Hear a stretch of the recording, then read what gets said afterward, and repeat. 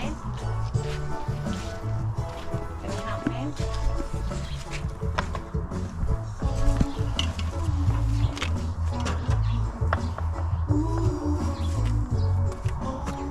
Well, no mai hoki mai te whanau. So I'm bringing you out to our Maara. So like I said in the previous video, gonna whakapai o whakarite te Maara mo te koanga. So going to look to tidy up and prepare or get in order our Maara Kai for the spring. So at the present we're in te wā o takurua, so in winter at the present, and given that, you know, we're on the eve of Matariki, te tauhou Māori or the Māori New Year, te whakanui Matariki here's one of those moments or something that you can do in order to whakanui Matariki, and that's to prepare your Maara Kai. And I've got myself I don't know, a helper, our mokopuna. Go help Nan pull the weeds out.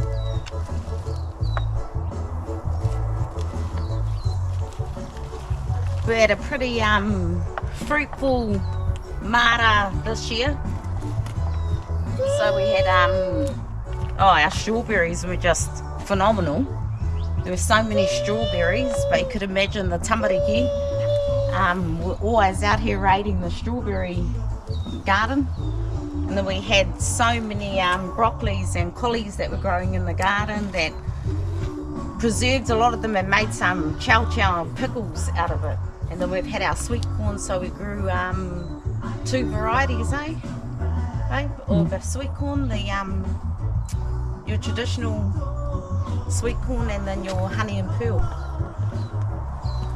So got to whakapai the Maara in preparation for, and I think actually something that's worth sort of noting is that when you whakapai your Maara, is that, like, I look to germinate the seeds or kakano for the Maara 6 weeks prior to the last frost, 6 to 4 weeks prior to the last frost, and we're here in Waitaha, so you know, from different takiwa or different rohe in the motu, the last frost could be at various times, but I sort of gauge it that it's towards the end of November is about the last frost that you have here in Waitaha.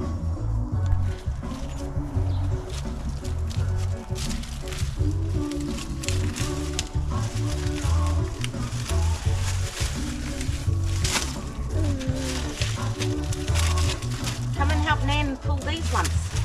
Be careful for that stinging nettle. Nan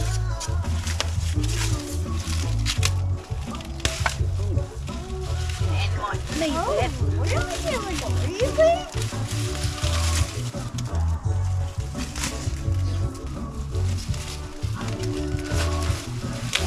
You know, the Maara always makes my heart, kei te koa taku ngākau, my heart's always fairly happy in the garden.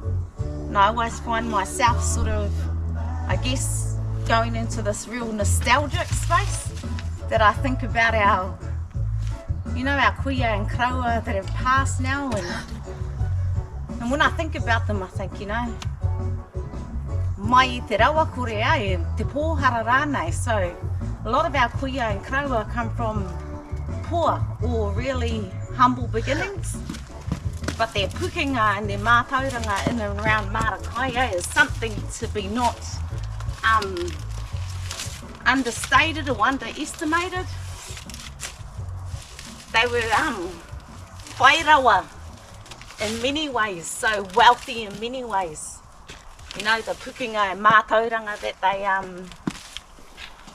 had with them, that they actually were looking to bestow either upon their tamariki or tamariki mokopuna. And if you were like me, I was a bit of a upoko maro child, so a bit stubborn, a bit hard of hearing, that I wasn't always interested, but something that you know, now that I kopake ke haere, now that I'm older, I've come to really appreciate what it is that I experienced and observed, And as much as I didn't have ears or I was pig-headed about things, like I know that in me and what it is that I do and I love and brings hei oranga mo te whanau, or hei ora pai te whanau, yeah, can attribute to our sipuna.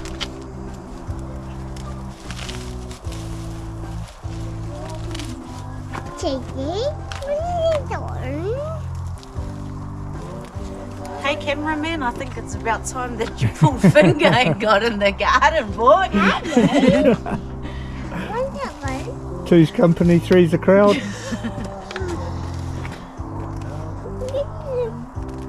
See Mickey.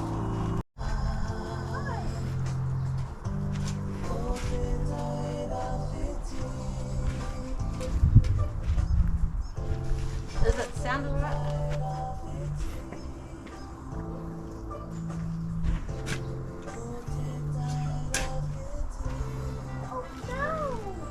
Nan's got to dig a hole, eh? The hole to dig one. Don't.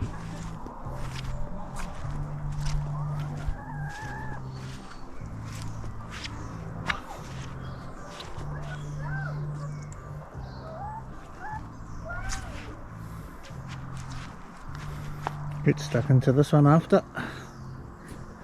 We grow all our kamakamo and apple cucumbers and stuff like that, all down off the bank. Good usage of space that was doing nothing.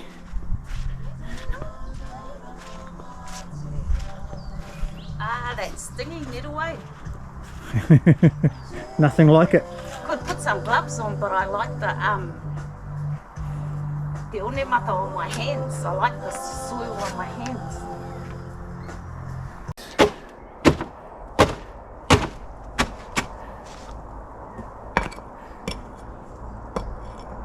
I just need to grab that bucket.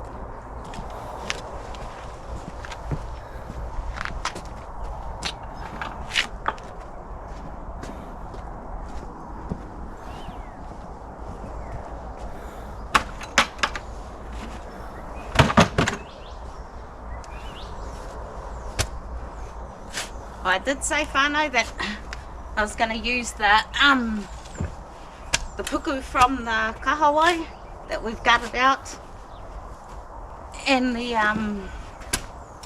kina shell, so hey, the awa haunga they're over here, a bit smelly, but That's how you want them.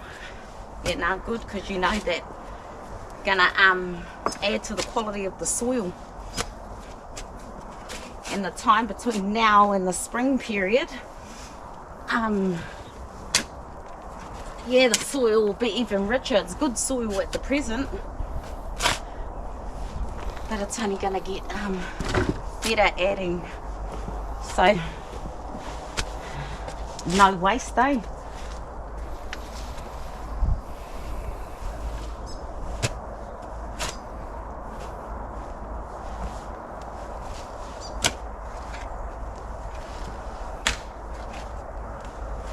Probably worthwhile pointing out too, eh? We didn't always have the raised gardens. We gave it a shot.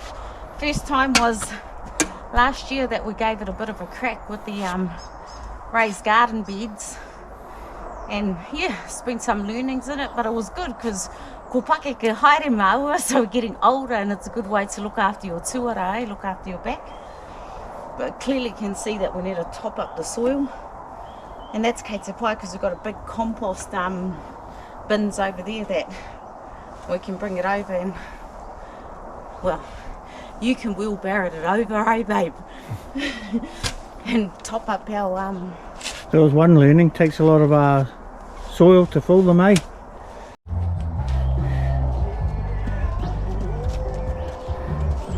Well, about an hour on whanau and she's thumping along. She's got a couple of holes done with your fish gutses, and just getting the chicks a little bit of cook-wise. Well, kia ora whanau, so ko uti, so we're complete for our rā, so I thought we'd just capture the mutunga before we lose the today's light. So yeah, this is our mara. We've turned in the puku from the fish and our kina shells, and yeah, dug our holes, put them in, turn the soil over, and then we'll come back again and top it up with our compost.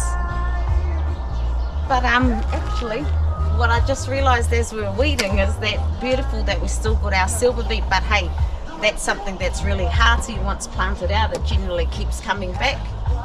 And I missed this guy. I'm going to take it out now. So, missed our radish from our previous crop. We're going to have a bit of a go at planting out some winter vegetables, so some hua whenua. So yeah, whanau, if there's anything that, yeah, not only is it an enjoyable something, ka hei oranga whanau with our hua whenua or Maara Kai, but also, you know, given what we experienced, well, I can certainly say for myself and my whanau, some of the adversities that we experienced during the COVID lockdown taught us many things, you know, that it encouraged us or sort of fostered and facilitated in us that we need to become more self-sufficient, that we can't always depend on infrastructure or systems that are being built to feed us. So yeah, I highly encourage you, if you're not got Mara at the present, like, you know, just takes a little bit of kaha, ihi, te wehi me te wana to, yeah, put some energy into putting a Mara together.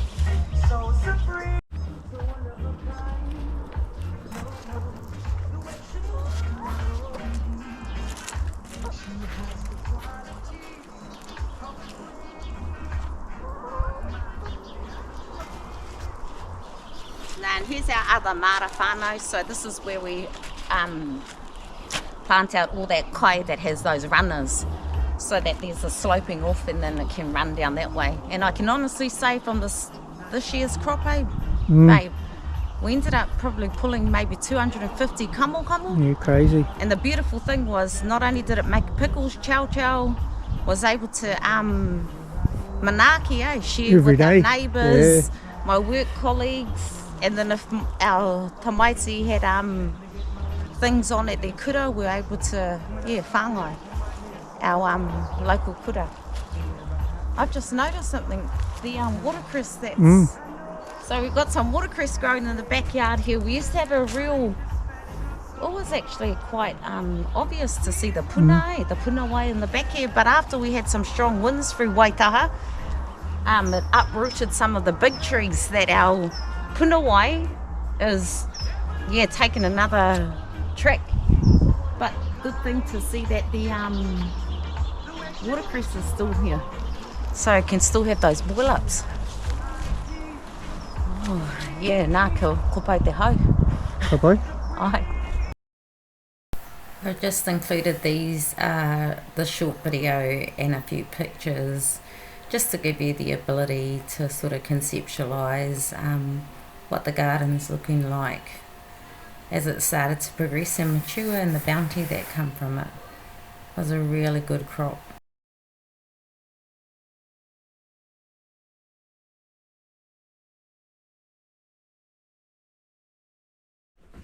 Well, kia ora no whanau, and well, now it's kei te pō, so it's night time now and we've come in from outside, and I just wanted to share with you some of what it is that we managed to preserve from our Mara. This ain't all of it, because we've sent packages to our whānau, or we've given so much away, but so just down this end, this was pears, apples, and pears, apples, and peaches. So these we had become really ripe, so didn't want to mow, so stewed them down, and then we have some, is this peach jam? I think peach jam, first try at the peach jam, and actually has gone not too bad. Like the whānau have already eaten a couple of jars. And then the stewed apple here, and then our bottled pears, huarako, our peers, because we're foragers as well. So we like to go out if there's trees on the side of the road with a lot of fruit. We will happily pull over and pick the fruit. Just don't really like to see it going to waste. And our black boy peaches, and I had a go at bottling some of our cucumbers because it was so plentiful. And clearly you can see here is all of our kamo, so this is our chow chow. The last remaining bottle of homemade tomato sauce. We had a great deal of homemade tomato sauce and tomato relish, but it seems to be a hit in the whare with the whanau, so it goes really quickly, and also have really toha to others as well. And then we've got our plum jams and our apple sauce and our marmalade jams, and this is again us foraging. So yeah, nei rā te mihi. Thank you again for watching. Certainly hope that you're enjoying the content, and if you haven't already, please like and subscribe. Nei rā te mihi, mauri ora. Ko pai te hau, te moko whina, a little helper.